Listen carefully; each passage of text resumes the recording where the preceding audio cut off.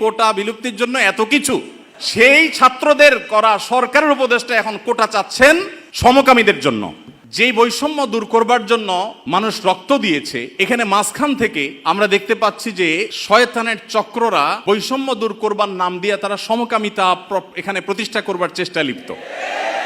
আপনারা গতকালকের একটা নিউজ হয়তো অনেকে দেখেছেন যে কলকাতার আরজি কর হসপিটালের একজন ডাক্তার, একজন নারীর চিকিৎসক, তার প্রতি পাশবিক নির্যাতন করা হয়েছে এবং তাকে হত্যা করা হয়েছে ভারতে। এটার প্রতিবাদে ঢাকা ইউনিভার্সিটিতে একটা আয়োজন হয়েছে 16 আগস্ট রাতে, এবং সেই আয়োজনে বর্তমান অন্তর্বর্তীকালীন সরকারের একজন উপদেষ্টা, সমাজ কল্যাণ উপদেষ্টা, তিনি উপস্থিত হয়েছেন।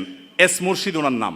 তিনি সেখানে উপস্থিত হয়ে তাদেরকে বলেছেন যে তোমরা কিছু দাবি দাওয়া পেশ করো, কিছু দাবি দাওয়া দাও তোমরা, যে দাবি দাওয়াগুলো বাস্তবায়নের জন্য আমরা ঝাঁপায়ে পড়ব। তিনি প্রকাশ করছেন যে আমরা ঝাঁপায়ে পড়ব তোমাদের সেই দাবি দাওয়া বাস্তবায়ন, তোমরা সেগুলো দাও। দাবি দাওয়া তো রেডি ততক্ষণে, তিনি দিতে বলছেন এবং বলছেন যে ঝাঁপায়ে পড়বো আমরা। এবং তিনি আরো কিছু কথা সেখানে বলেছেন, আমি সেগুলোতে আর যাচ্ছি না।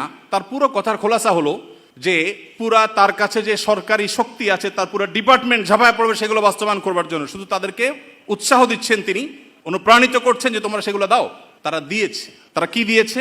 13টা দফা বা দাবি দিয়েছে। এই 13টা দফা দাবির ভিতরে আমি যদি একটু পড়ে শোনাবার চেষ্টা করি, এর ভিতরে একটা দাবি ছিল 3 নম্বরের, সেটা হলো ধর্ম, গোত্র এবং বর্ণের ঊর্ধ্বে গিয়ে প্রতিটি লিঙ্গের মানুষের সম্পত্তিতে সমান অধিকার দিতে হবে। এটা আমাদের প্রচলিত আইন বিরুদ্ধ যেমন, তেমনি এদেশের সংখ্যাগরিষ্ঠ মানুষ মুসলমানদের কোরআনে কারিমের সুস্পষ্ট বিধানের হুবহু বিপরীত। এর আগে বিভিন্ন সরকার যেটা চেষ্টা করেছে, করতে পারে নাই। এখন বৈষম্য দূর করবার নাম দিয়ে কলকাতায় হয়েছে কি আর তারা দাবি করছে কি? কলকাতায় হয়েছে একজন নারী চিকিৎসক পাশবিক নির্যাতনের শিকার হয়েছেন, তাকে খুন করা হয়েছে। পৃথিবীতে মুসলমানরা নারীদের অধিকার নিয়ে যখন কথা বলেছে, তখন আজকালকার নারীবাদীদের জন্ম হয় নাই। মুহাম্মদ সাল্লাল্লাহু আলাইহি সাল্লাম যখন নারী অধিকার নিয়ে কথা বলেছেন, তখন এই নারীবাদীদের 14 গোষ্ঠীর কারোর জন্ম হয় নাই। যেখানে মেয়ে হিসেবে জন্মগ্রহণ করলে জীবন্ত পুঁতে ফেলা হতো, যেখানে মেয়ে হিসেবে জন্মগ্রহণ করা অপরাধ ছিল, সেই সমাজে নারীকে শুধুমাত্র মুক্তই করেননি নবী সাল্লাল্লাহু আলাইহি সাল্লাম, শুধুমাত্র মৃত্যুর হাত থেকে রক্ষাই করেননি, নারীকে আকাশের উচ্চতায় তুলে দিয়ে গেছেন। কোনো বাবা মা যদি 2টি কন্যা সন্তানকে সঠিকভাবে যথাযথভাবে লালন পালন করে, তার জন্য জান্নাতের গ্যারান্টি দিয়েছেন। তার বিপরীতে 1 ডজন ছেলে সন্তান পালন করলেও এই সুসংবাদের কথা নবী সাল্লাল্লাহু আলাইহি সাল্লাম বলেন নাই। তো সেই মুসলমানদেরকে যদি নারীদের অধিকারের সবক শুনাতে আসা হয়, তো সেটা দুর্ভাগ্যজনক বিষয় ছাড়া কিছুই না। ভাইরা আমার, এখানে আপনারা দেখতে পাচ্ছেন হয়েছে একজন নারী চিকিৎসকের প্রতি জুলুম নির্যাতন, সেটার প্রতিবাদ হবে, কিভাবে তার জুলুম থেকে রক্ষা করা যায় সেটা বলা হবে। দাবি হচ্ছে কি দেখেন, প্রায় সবগুলো দাবি সম্পূর্ণ অপ্রাসঙ্গিক। তার মানে একটা সুনির্দিষ্ট এজেন্ডা বাস্তবায়ন করবার জন্য ইচ্ছাকৃতভাবে অপ্রাসঙ্গিকভাবে এই সমস্ত দাবিগুলো তারা তুলে আনছে। এর ভিতরে একটা হলো, দেখেন যেটা বললাম, ধর্ম, গোত্র, বর্ণের ঊর্ধ্বে উঠে, মানে কোরআনের বিধানকে সাইডে রেখে বাদ দিয়ে সকল লিঙ্গের মানুষের সম অধিকার। এখানে একটা জিনিস দেখেন, সকল লিঙ্গের মিনিংটা কি? সকল লিঙ্গ মানে কি? নারী পুরুষ? জি না। মূলত সমকামিতার কথা সরাসরি না বলে এই যে সকল লিঙ্গ, তারপরে যে আপনার জেন্ডার ডাইভার্সিটি, জেন্ডার বৈচিত্র্য, লিঙ্গ বৈচিত্র্য, এগুলো সবগুলোর মিনিং হলো যে এখানে তারা সমকামিতাকেও একটা লিঙ্গ হিসাবে, সমকামীদেরকে একটা লিঙ্গ হিসাবে, ট্রান্সজেন্ডারদেরকে একটা লিঙ্গ হিসাবে এখানে প্রবেশ করাচ্ছে, সরাসরি বলছে না। তো যাই হোক, এখানে কোরআন কারীমের আয়াতের বিধান থেকে আমাদেরকে, সারা দেশের মানুষকে সরে আসার জন্য আহ্বান করছেন।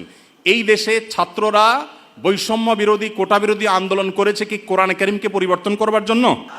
কোরআনের বিধানকে উল্টাবার জন্য মুসলমানরা রক্ত দিয়েছে? কিন্তু তারা তো সে দাবি করছে। আমাদের ছাত্রদের, আমাদের মুসলমানদের রক্তকে তারা কিসের বিনিময়ে বিক্রি করছে দেখেন।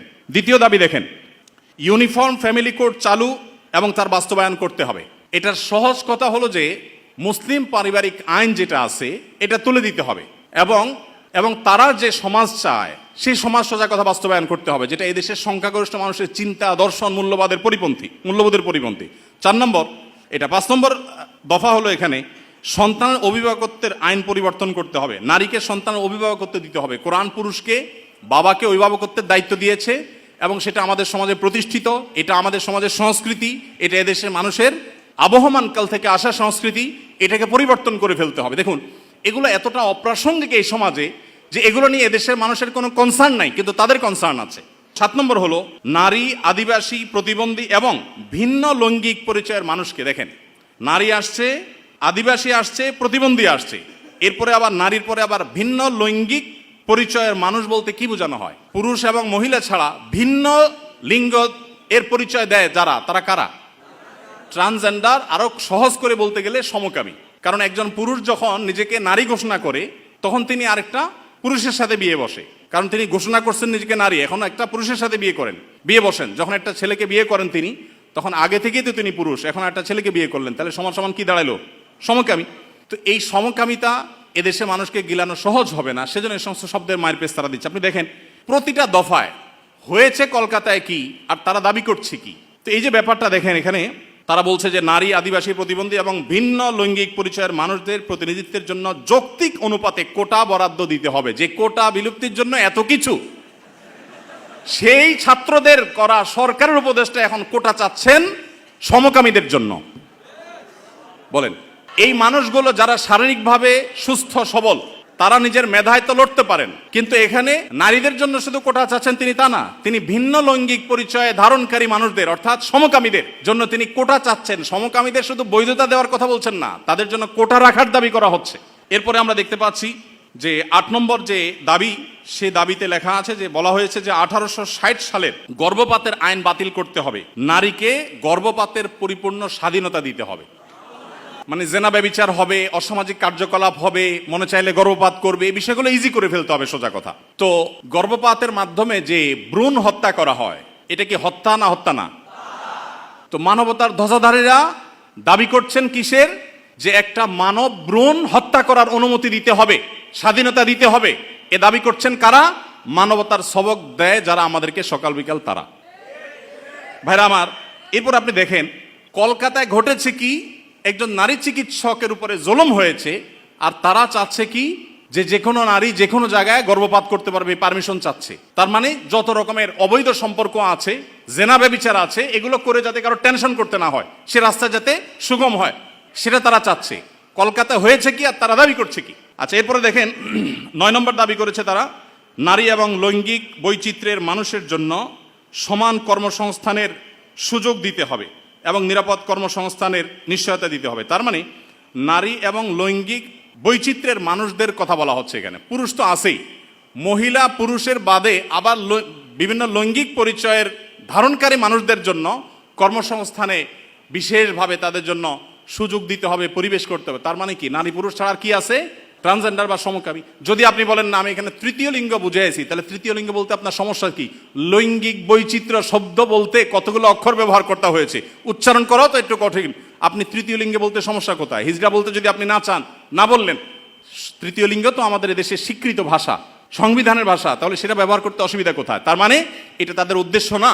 আমি তো দায়িত্ব নিয়ে বলতে পারি এটা তাদের উদ্দেশ্য। তাদের উদ্দেশ্য হলো সমকামী বা ট্রান্সজেন্ডারদেরকে তারা সমাজে প্রতিষ্ঠা করবার অপচেষ্টায় লিপ্ত।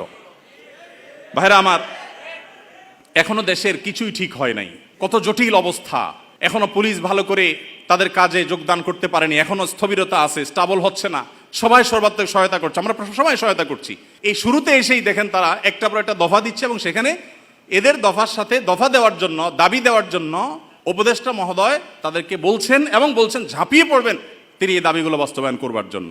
এরপরে 10 নম্বর দাবি দেখেন, প্রতিটি ভিন্ন ভিন্ন লৈঙ্গিক পরিচয়ের মানুষের রাষ্ট্রীয় পরিচয়পত্রে তার লৈঙ্গিক পরিচয়ের স্বীকৃতি থাকতে হবে। তার মানে পুরুষ, মহিলা, ট্রান্সজেন্ডার বা সমকামী এটা থাকতে হবে। পুরুষ মহিলা তো আছেই, তাহলে প্রতিটি লৈঙ্গিক পরিচয় ধারণকারী মানে কি বুঝাচ্ছেন আপনি? আপনি বলেন যে পুরুষ, মহিলা, হিজড়া বা তৃতীয় লিঙ্গ, এটা তো হয়ে যায়, কিন্তু প্রত্যেকটা মানে কি? প্রত্যেকটা লিঙ্গ পরিচয় ধারণকারী মানুষের মিনিং হলো এটা।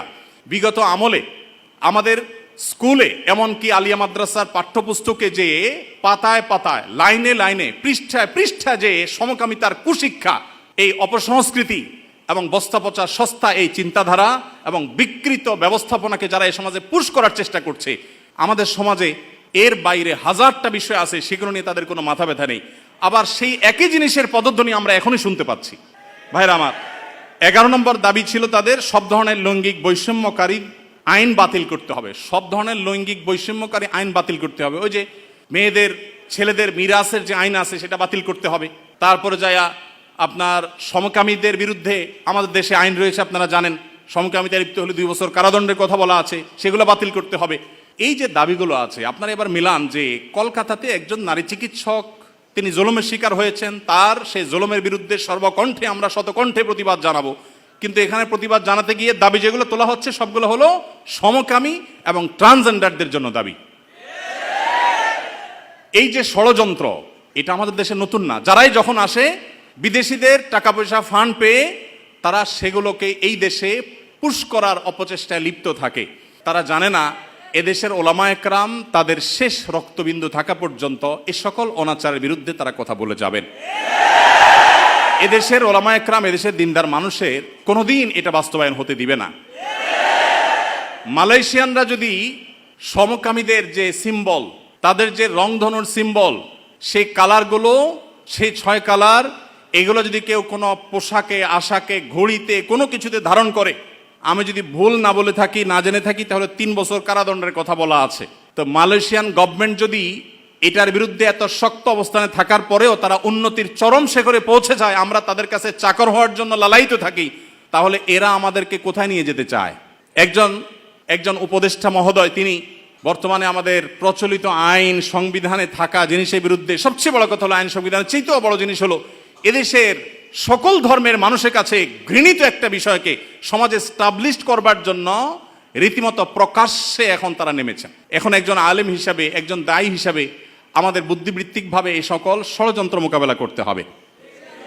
আমরা এদেশের বৈষম্যের বিরুদ্ধে, যত প্রকার বৈষম্য আছে সেই বৈষম্যের বিরুদ্ধে ওলামা একরাম কথা বলেছেন। সবচেয়ে বেশি বৈষম্যের শিকার তো আলেম সমাজের দেশে। আলেমদের চাইতে, দাড়ি টুপি এবং হিজাবের চাইতে বেশি বৈষম্য এদেশে কার প্রতি হয়েছে? আমাদের এই সমাজে শুধুমাত্র এই স্বাধীনতার পর থেকে না, ব্রিটিশ আমল থেকে শুরু হয়েছে। ওলামা একরাম এবং দিনদার মানুষ তারা এই সমাজে সবচেয়ে নিগৃহীত, সবচেয়ে নিষ্পেষিত। একটা বাজেট ঘোষণার পর কেমন বাজেট হয়েছে, বাজেট ভাবনা জানতে চায় বিভিন্ন মিডিয়াগুলো, আপনি জানেন। টকশো যেরকম হয়, অনেক সময় দেখা যায় বাহিরে তারা সাধারণ মানুষের, জনমানুষের বাজেট ভাবনা তারা জানতে চায়। একজন রিকশাওয়ালাকেও জিজ্ঞাসা করে, রিকশাওয়ালা ভাই, এই যে বাজেট সম্পর্কে আপনার কোনো মন্তব্য আছে কিনা? কিন্তু আপনারা অবাক হবেন, আজ পর্যন্ত বাজেট নিয়ে কোনো আলেমের বক্তব্য কোনো মিডিয়া আমার জানা মতে জানতে চাই নাই যে আলেমদের ভাবনা কি। আলেমদের কোনো ভাবনা থাকতে পারে না? এদেশে 3.25 লক্ষ মসজিদ, 3.25 লক্ষ মসজিদের প্রত্যেকটা মসজিদে যদি 150 করে মুসল্লি থাকে, তাহলে 3.25 লক্ষ মসজিদের ইমাম সাহেবরা, আলেমরা, তারা কমপক্ষে 4 কোটি মানুষের নেতৃত্ব দিচ্ছেন।